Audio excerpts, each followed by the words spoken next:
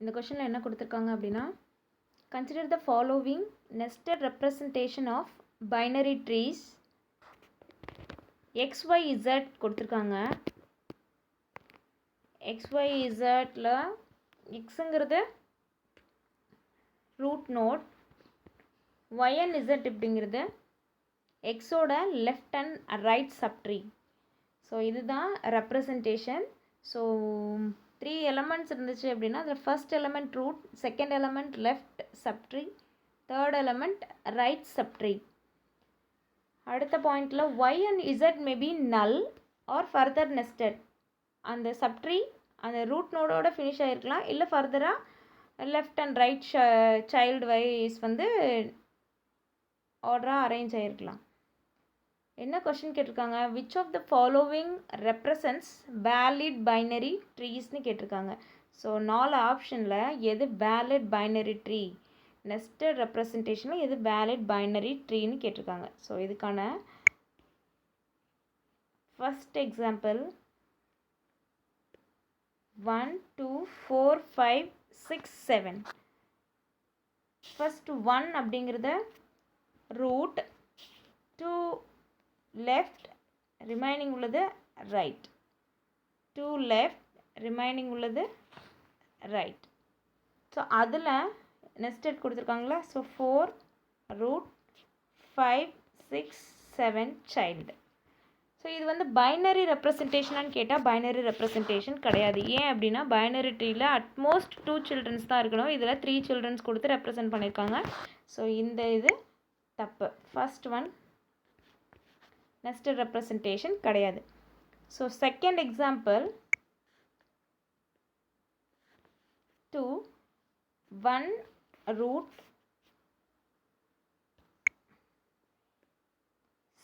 2 3 4 left subtree, right subtree, further right one கொடுத்துருக்காங்க. So எப்படின்னு பார்க்கலாம். ஃபஸ்ட்டு 1 ரூட், 2 3 4, 2 3 4 லெஃப்ட் சப்ட்ரீ, அடுத்து right subtree, 5 is a root right subtree, அடுத்து உள்ளது right utmost right 7 one கொடுத்துருக்காங்க. So இதுலேயே 3 சில்ட்ரன்ஸ் வந்துருச்சு. இதுலேருந்தே நம்மளுக்கு என்ன தெரியுது, இது பைனரி ட்ரீ ரெப்ரசன்டேஷன் கிடையாது. ஸோ இதுவும் தப்பு. அடுத்த ரெப்ரசன்டேஷன் என்ன கொடுத்துருக்காங்கன்னு பாருங்கள். Third one 1 is a root, 2 3 4 is a left subtree, 5 6 7 is a right subtree. So இந்த எக்ஸாம்பிள் படி பார்த்தோம் அப்படின்னா 1 ரூட், 2 லெஃப்ட் சப்ட்ரீயோட ரூட், 3 and 4 சைல்டு, அடுத்து 5 6 7, 5 is a root, 6 and 7 is a child. So இந்த ரெப்ரசன்டேஷனில் 2 தான் இருக்குது, 2 சில்ட்ரன் தான் இருக்குது. அட்மோஸ்ட் 2 சில்ட்ரன்ஸ் கரெக்டாக இருக்குது. அதேமாதிரி ஆர்டரும் கரெக்டாக ரெப்ரசன்ட் பண்ணியிருக்காங்க. ஸோ இதுதான் நெஸ்டட் பைனரி ட்ரீ ரெப்ரசன்டேஷனுக்கான கரெக்டான order. So answer 3. So fourth ஆப்ஷன்லேயும் செக் பண்ணிக்கலாம் என்ன இருக்குன்ட்டு.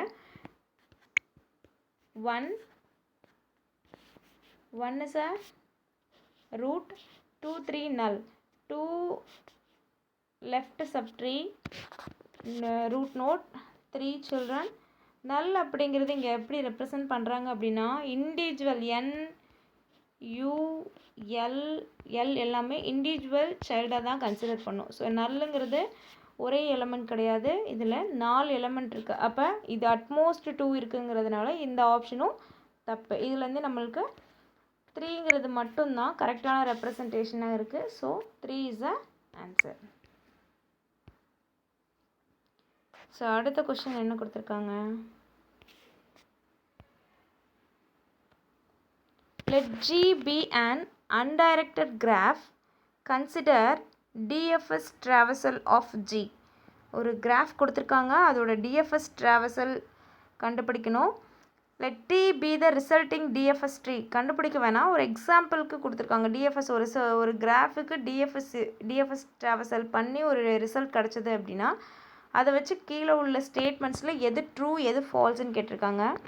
So let U be a vertex in G and let V be the first new vertex visited after visiting U in the traversal. Uங்கிறதும் vertex and Vங்கிறதும் vertex. V visited after யூங்கிறது visit ஆனதுக்கப்புறம் தான் விங்கிறத visit பண்ண முடியும்.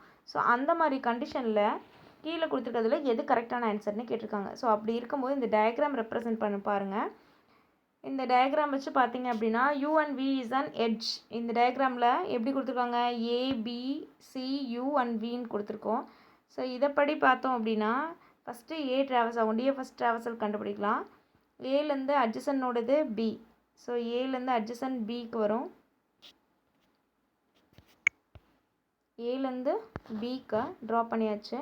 அடுத்தது பியிலேருந்து 2 choice இருக்குது. ஒன்று சி, இன்னொன்று வி. ஃபஸ்ட்டு யூ தான் நம்ம ரெப்ரசன்ட் பண்ணணும்னு சொல்லியாச்சு. யூ தான் விசிட் பண்ணணும். ஸோ சி ட்ராக்கை நம்ம சூஸ் பண்ணியாச்சு. ஸோ பியிலேருந்து சி வந்தாச்சு. சிக்கு அப்புறம் ஒரே ஒரு ஆப்ஷன் தான் இருக்குது ட்ராவல்ஸ் ஆகிறதுக்கு.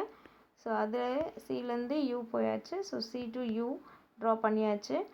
நெக்ஸ்ட்டு இப்போ டிஎஃப்எஸில் பேக் ட்ராக்கிங் ஆப்ஷன் இருக்கும். பேக் ட்ராக் பண்ணோம் அப்படின்னா C to U already visited, C to B already known vertex. So இதிலேருந்து பார்த்தீங்க அப்படின்னா வி தான் unvisited. So B to V. So இப்போ எப்படி வந்திருக்கு கண்டிஷன், யூலேருந்து U visited before V. So அதே மாதிரி இந்த கண்டிஷன் இந்த இதில் சாட்டிஸ்ஃபை ஆயிடுச்சு. ஸோ அப்போ இதில் ஆன்சர் என்ன அப்படின்னா if U comma V is not and edge. இது ரெண்டுமே எட்ஜாக இல்லை, எட்ஜாக இருக்க வேண்டிய அவசியம் இல்லை. ஸோ எட்ஜாக இருந்தாலும் ப்ராப்ளம் இல்லை. Then U is a leaf in T. U is a leaf in T. இந்த எக்ஸாம்பிள் படி பார்த்தீங்கன்னா இந்த ஒரு ஆப்ஷன் மட்டும்தான் கரெக்டாக செட் ஆகும். ஸோ இந்த ஆப்ஷனை வச்சு நீங்கள் இது ரெண்டுத்தையுமே பார்த்துக்கலாம். ஸோ இப்போ என்ன கொஷின் கொடுத்துருக்காங்க, ஜிங்கிற ஒரு கிராஃப் எடுத்துருக்க சொல்கிறாங்க. அதில் டிஎஃப்எஸ் பண்ணி ஒரு ரிசல்ட் கிடைக்குது. அதில் ஒரு கண்டிஷன் கொடுத்துருக்காங்க, யூ விசிட்டட் பிஃபோர் வி அப்படின்னு கொடுத்துருக்காங்க. யூ விசிட்டட் பிஃபோர் வி அப்படின்னா என்ன ஆன்சர் வருது, என்ன கண்டிஷன் கிடைக்குது நம்மளுக்கு, U comma V is not an edge, then U is a leaf in T. இந்த டயக்ராம் நீங்கள் ஞாபகம் வச்சுக்கிட்டிங்கன்னா உங்களுக்கு ஈஸியாக இருக்கும். It is not an edge and U is a leaf in T. இதுதான் கண்டிஷன். இதுதான் always true in the statement. So இதில் ஏதாவது டவுட் இருந்துச்சுன்னா கமெண்ட் பண்ணுங்கள். தேங்க்யூ.